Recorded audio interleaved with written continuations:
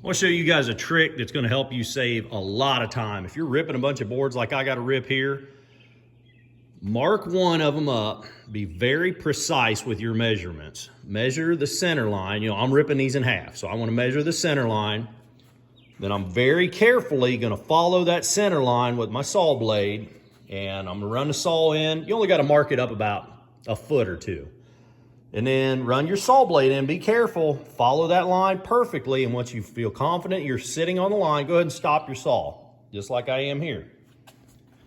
Now, look at where the edge of the board meets the fence on your saw.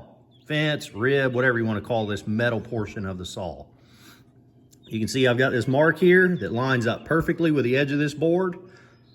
So now I know that as I'm sawing, as long as this mark is riding along the edge of the board, I'm ripping that board in half.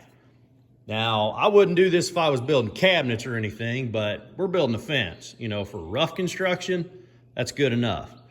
I have done this little trick for decades and it works very well. In fact, you can see the different marks for different boards that I've done through the years. So now I know for the rest of this stack, I don't have to mark a single board to rip them. I'm just gonna let that line follow the edge of the board and rip them down. It saves you a bunch of time for not having to mark lumber.